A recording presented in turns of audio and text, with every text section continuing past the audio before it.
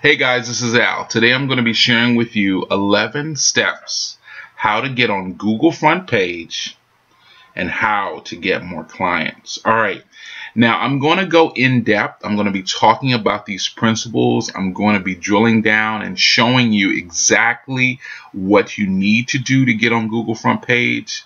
And I am going to also combine this tutorial with information on how you actually get more clients. Okay, so let's get started. All right, number one, focus on niche keywords. Think like a searcher. A lot of business owners, when they are trying to do online marketing, they focus on what they want to say about their business, but they do not focus on what searchers are going to be looking for. People are not interested in having you talk about how wonderful your business is. Their focus is on, can you solve their problem? So you want to have your keywords focus on the solutions to people's problem. How to get this done, how to get that done, how to solve this problem, how to solve that problem. And give that information to people in your keywords, and that is what we talk about when we talk about niche keywords, because you're really focusing on that specific group with that specific problem. All right, now, and that goes back to think like a searcher. You just want to think like a searcher. And that means also that a searcher is also going to be looking for stuff in their local area, or if they feel like the thing that you're offering, they don't care where it comes from, the information comes from. They just want help. So if you can provide for them help, even if it's not in their local area, that's why I said you need to focus on those niche keywords. All right, number two, target people in problem groups or local areas. Now, when I say problem group, I mean, who is your customer and what is it that they really need? What is their problem? Who are the groups of people that have that problem or several problems that you solve? So who's that problem group? The people that you can actually help. You need to focus on that. What type of services, what type of benefit can you offer to that group of people? All right. And then you also want to think about, if you're a local business, you want to think about focusing on your local area, doing local marketing. A lot of businesses do a lot of local marketing, but a lot of businesses don't do it properly. They don't have, like, let's say, a Google Places listing.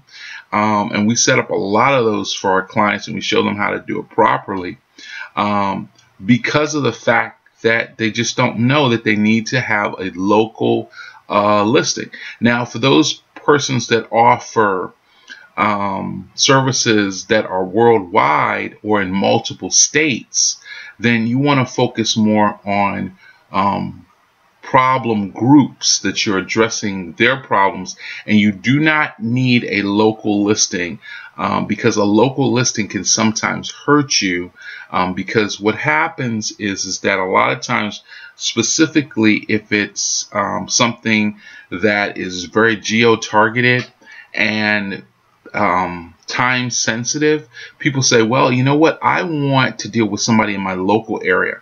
I don't want it to take a long time. And a lot of people think like shipping is a problem still and all kinds of other things. And so they try to shorten that time by dealing with somebody in their local area, whereas they don't realize that a lot of things can be shipped worldwide, and it can be shipped express, or services can be done digitally if you have an online based service or product, and they can still be serviced, but it doesn't have to be local. But if they have labeled you as a local business, it can damage your business in some cases. It depends on what type of business that you're in. All right. Provide answers to questions and help people. Content is still king. All right. The thing here is that you want to make sure that you're always providing answers to questions. And you want to always be whatever you're doing, whether it's your blogs, your videos, your online postings, whatever. You want to be a type of person or in the type of company that is constantly answering questions and helping people to resolve their problems. Okay, and that leads us into number 4 here, where it says solve big problems with mass appeal. A lot of times the problem that you're talking about in your article or blog or posting doesn't have mass appeal, or it's not a big problem. And the bigger the problem, the more money you're going to make from the problem. But you also want to have mass appeal. So even if it's not, let's say, a big problem that you solve monetarily big, you may want to have a problem that just has a mass appeal, something that it's a lot of people will go through that same thing, or same have that same need. So for example, people in the health and fitness niche, they're focusing on losing weight, getting healthy, and then they drill it down to how to lose 10 pounds or 20 pounds or 50 pounds or 30 pounds. And that's what people are putting into a search engine. And so what happens here, that has mass appeal because lots of people have a problem basically losing weight and getting healthy. So that's something that you want to look at, and you want to focus on what is the mass benefit and has something that has mass appeal that you can offer, basically the big problem. All right, then number 5, tell short stories. One of the best ways to keep your audience engaged is to basically tell them a story. You want to tell them, hey, this is what happened at the beginning, and you want to set up the scene for them. You want to tell them about what the problem was in the middle of this scenario, and then you want to give them a solution at the end, and you tie it into what you are offering or what your company is offering. And that's a great way that help them remember your company, because they remember the story and where they got that information from. All right, now let's look at number 6 here. Use great headlines. I cannot stress this enough, that you need to use great headlines. A lot of times it can be the turning point in your marketing campaign or anything that you do online, is that you want to focus on the way that a person is searching. So you want to use great headlines that are somewhat shocking, somewhat dramatic, and you want to share those headlines, and that can make the difference between whether someone clicks on that content or they pass it by. All right. Then you also want to use good pictures or good-looking people. I know that people say, well, what do you mean by good-looking people? Well, here's the thing. I've done several bits of market research over the years as it relates to, putting out different information, and I found that shocking or good pictures and also good looking people get better click-throughs than when I don't do that. And I also will tell you that going back to the headline coupled with all of this does work really well. So you want to think about that. And I will say it's just something about it that people want to know what very attractive people are doing. It's like you look at, and then the content may not be that great, but you're saying, what is this attractive person doing? What is this person doing? So it's kind of weird, but that's what happens and it does work. And I've been using that tactic for years to drive traffic. All right. Number 8, get social and be nice. One of the key points of social media is the importance of being social. So when I say get social, it means that you've got to start engaging your audience. Have a YouTube channel, have a Facebook channel, get on Google Plus, post things in your LinkedIn account, get a LinkedIn account, get a Twitter account, be social, and also be nice. Basically, be friendly. I can't tell you how many times that I get clients just because of the fact that people say, oh, well, I listened to what you shared and you were just so nice and you were so pleasant and you were so professional. I really like that about you. I looked at other people, but I decided to go with you because of the fact that you were so nice and you seemed so friendly. And that is an important aspect to business, is the importance of being nice. All right. Now, number 9, give before you sell. It's important that people in a business transaction feel like they've gotten way more than what they've spent.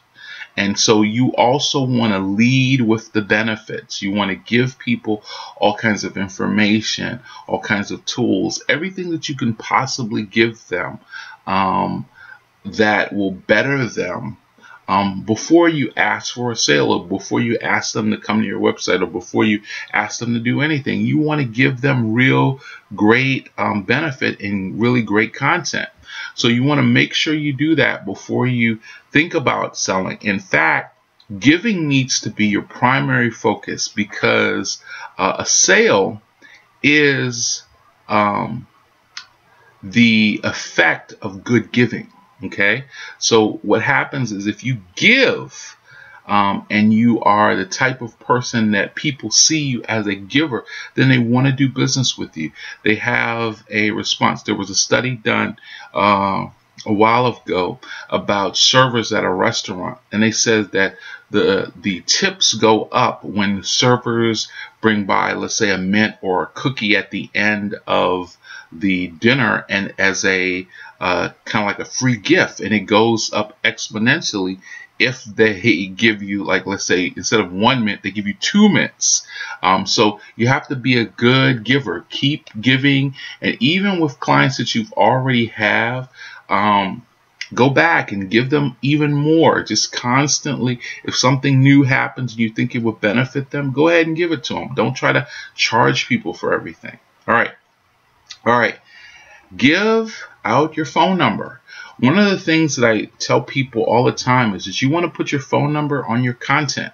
Okay, because what happens is people have questions about the article. They may have questions about the video. They may have questions about the posting online, and then they need clarity. Don't assume that everyone that reads the content or that hears your video or sees something that you're putting out is going to get it the first time. And then you have to be accessible to people. What happens is when people see that you have your telephone number there and that you're accessible, then they say, wow, this person is not hiding. You can reach them, you can talk to them, they'll answer your questions. Now, I've had people say, well, you gave out your phone number. I was a little hesitant calling you, but because you gave it out and you seemed friendly, I called, and then they became clients. So the point that I'm making here is that you do not want to hide or isolate yourself. You want to keep giving out information as well as giving out your phone number so that people can contact you and they feel like they have access to the content giver. All right. And then number 11, distribute. The key here is that once you do something and it works well, then clone the process. Go ahead and distribute it to multiple channels or multiple sites. You don't want to just isolate it in one area, because what happens is content is like a net that you spread across the world. The more you spread it, the more likely it is that you'll catch what you're trying to catch. In this case, you're giving out great content, helping more people, and those people come back as far as loyal fans, loyal customers, because you've given so much. So make sure you distribute the content and help as many people as you can. All right, guys, so that is my 11 new things. If you need help implementing any of the strategies that I talked about here today, or you just don't know what to do and you need some help with your business, or if you're struggling and you need to find a new way to make money, or you're looking for a way to revamp your business, then that's what we do. Our number is always located below our videos in the description area, and you can give us a call. Feel free to do so, because we always like talking to our fans as well as our subscribers and our future clients. All right, I'll talk to you guys later. Have a great one.